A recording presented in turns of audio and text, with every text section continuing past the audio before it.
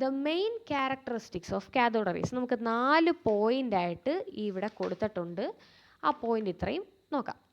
The cathode raise cast shadows of opaque objects placed in its path indicating that cathode rays travel in a straight line. നമ്മളൊരു discharge tube എടുത്തെന്ന് പറഞ്ഞില്ലേ, ഇതിൻ്റെ നടുക്കോട്ട് നമ്മൾ എന്തെങ്കിലും ഒരു opaque object വെച്ച് കഴിഞ്ഞാൽ അതിൻ്റെ എന്ത് ഫോം ചെയ്യും? ഷാഡോ ഫോം ചെയ്യും. അത് എന്തുകൊണ്ടാണ്? കാഥോഡ് റേസ് സ്ട്രെയിറ്റ് ലൈനിൽ ട്രാവൽ ചെയ്യുന്നതുകൊണ്ടാണ് എന്ത് സംഭവിച്ചത്? ഇവിടെ ഒരു നമുക്ക് ഇങ്ങനെ ഒപ്പേക്ക് ഒബ്ജക്റ്റിൻ്റെ ഷാഡോ ഫോം ചെയ്തതായിട്ട് കാണാൻ പറ്റിയത്. അപ്പോൾ ഒന്നാമത്തെ പോയിൻ്റ് എന്താണ്? The cathode raise form shadows of opaque object as it travels in a straight line. എങ്ങനെ ട്രാവൽ ചെയ്യുന്നത് കൊണ്ടാണ്? സ്ട്രെയിറ്റ് ലൈനിൽ ട്രാവൽ ചെയ്തുകൊണ്ടാണ്. അടുത്ത point, if A small paddle wheel is placed in the path of A cathode rays it rotates. അടുത്തത് നമ്മൾ എന്ത് പറഞ്ഞിരിക്കുന്നു? ഈ ഒപ്പേക്ക് ഒബ്ജക്റ്റ് എന്തെങ്കിലും ഒരു ഫാൻ പോലുള്ള വസ്തുവാണെന്ന് വിചാരിക്കുക. ആ ഫാൻ പോലുള്ള വസ്തു നമ്മളെടുത്ത് ഈ കാഥോഡ് ട്യൂബിൻ്റെ ഡിസ്ചാർജ് ട്യൂബിനെ നടുക്ക് വെച്ചാൽ എന്ത് സംഭവിക്കും? ആ ട്യൂബ് റൊട്ടേറ്റ് ചെയ്യും. കാരണം എന്താ? കാഥോഡ് റേസിന് എന്തുണ്ട്? മാസ് ഉണ്ട്. നമുക്ക് സിമ്പിളായിട്ട് വളരെ എളുപ്പത്തിൽ 4 മാർക്ക് അല്ലെങ്കിൽ 2 മാർക്കിന് ചോദിക്കുകയാണെന്നുണ്ടെങ്കിൽ നമ്മൾ ആദ്യത്തെ പോയിന്റ് എന്തെഴുതാം? The cathode rays travel in a straight line. രണ്ടാമത്തെ പോയിന്റ് എന്തെഴുതുക? The cathode rays have mass. മൂന്നാമത്തെ point, when an electric field is applied on both sides of rays they found to be attract towards positive side. നമ്മൾ discharge tube കാര്യം പറഞ്ഞിരുന്നു. എങ്ങനെയാണ് cathode rays travel ചെയ്യുന്നത്? നെഗറ്റീവിൽ നിന്ന് പോസിറ്റീവിലേക്കാണ്. ആ point തന്നെയാണ് ഇവിടെയും പറയുന്നത്. ഇലക്ട്രിക് ഫീൽഡ് അപ്ലൈ ചെയ്തപ്പോൾ കഴിഞ്ഞപ്പോൾ എന്ത് സംഭവിച്ചു? Attracted towards positive side. അത് പോസിറ്റീവ് സൈഡിലേക്ക് നീങ്ങുന്നതായിട്ട് കണ്ടു. അതാണ് നമ്മുടെ മൂന്നാമത്തെ പോയിന്റ്. ഇനി അടുത്ത പോയിന്റ് നോക്കാം. The path of the cathode rays gets deflected in magnetic field 2. Magnetic ഫീൽഡിൽ എന്ത് സംഭവിക്കും?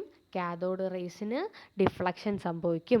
ഇലക്ട്രിക് ഫീൽഡിൽ അത് സ്ട്രെയിറ്റ് ലൈനിൽ പാത്ത് പോകുന്നുണ്ടെങ്കിലും മാഗ്നറ്റിക് ഫീൽഡിൽ എന്ത് സംഭവിക്കും? അതിന് ഡിഫ്ലക്ഷൻ സംഭവിക്കും. ഓക്കെ, നമ്മൾ പറഞ്ഞു കാഥോഡ് റേസിനെയാണ് നമ്മൾ എന്തെന്ന് വിളിച്ചത്? ഇലക്ട്രോൺസ് എന്ന് വിളിച്ചതെന്ന് പറഞ്ഞില്ലേ? അതിനെപ്പറ്റി നോക്ക്. വാട്ട് ആർ ഇലക്ട്രോൺസ് അല്ലെങ്കിൽ വാട്ട് ഈസ് ഇലക്ട്രിക് ചാർജ് എന്ന് കണ്ടുപിടിച്ചത് ആരാണ്? ജെ തോംസൺ ആണ്. ഇലക്ട്രിക് ചാർജ്, നമ്മുടെ ഇലക്ട്രോണിന് ചാർജുള്ള ഇലക്ട്രിക് ചാർജ് കണ്ടുപിടിച്ചത് ആരാണ്? ജെ തോംസൺ ആണ്. അപ്പോൾ ഈ കാഥോഡ് റേസ് തന്നെയാണ് ഇലക്ട്രോൺസ് എന്ന് പറയുന്നതിന് അങ്ങനെ ഒരു ചോദ്യം നമ്മളോട് ചോദിച്ചു കഴിഞ്ഞാൽ എന്ത് പറയാം? The properties of cathode rays do not change on changing the gas inside the tube. നമ്മൾ ഈ ഡിസ്ചാർജ് ട്യൂബിൻ്റെ അകത്ത് എടുത്തിരിക്കുന്ന ഗ്യാസ് ഏതായിക്കോട്ടെ അതെന്ത് മാറത്തില്ല. നമ്മൾ എടുത്തിരിക്കുന്ന ഗ്യാസിനോ ആ വെച്ചിരിക്കുന്ന ഇലക്ട്രോഡ്സിനോ അനുസരിച്ച് എന്ത് മാറുകയില്ല? കാഥോഡ് റേസിൻ്റെ പ്രോപ്പർട്ടീസിന് ഈ നമ്മൾ 4 പ്രോപ്പർട്ടി പറഞ്ഞില്ലേ, ഈ 4 പ്രോപ്പർട്ടിക്ക് മാറ്റങ്ങളൊന്നും ഉണ്ടാകാൻ പോകുന്നില്ല. അതിൽ നിന്ന് നമുക്ക് എന്ത് മനസ്സിലാക്കാം? ഈ കാഥോഡ് റേസ് എല്ലാ സബ്സ്റ്റൻസിലും ഉണ്ട്. So these particles are called electrons. അതുകൊണ്ട് നമുക്ക് ഇവരെ എന്തെന്ന് വിളിക്കാം? ഇലക്ട്രോൺസ് എന്ന് വിളിക്കാം. ഇനി നമ്മളുടെ അടുത്ത ചോദ്യം, what is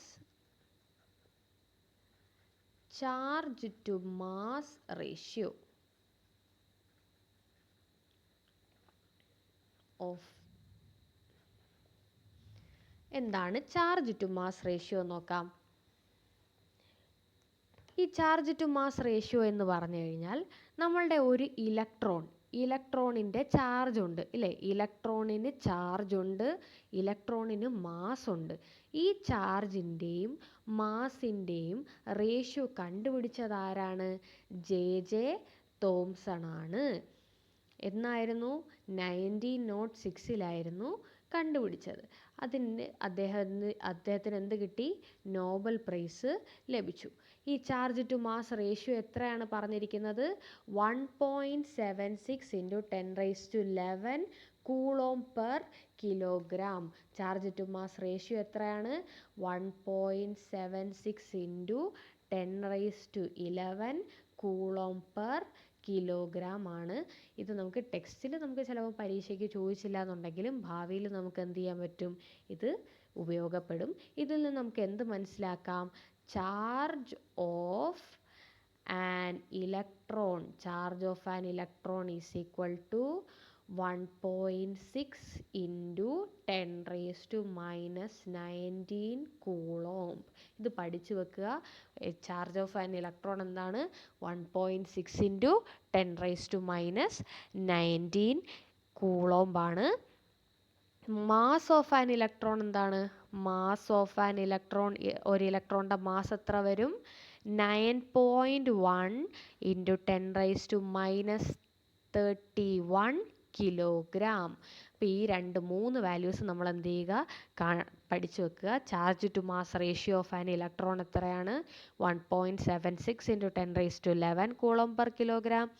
charge of an electron എത്രയാണ്? 1.6 into 10⁻19 coulomb. Mass of an electron എത്രയാണ്? 9.1 ഇൻറ്റു 10⁻31 കിലോഗ്രാം. ഓക്കെ.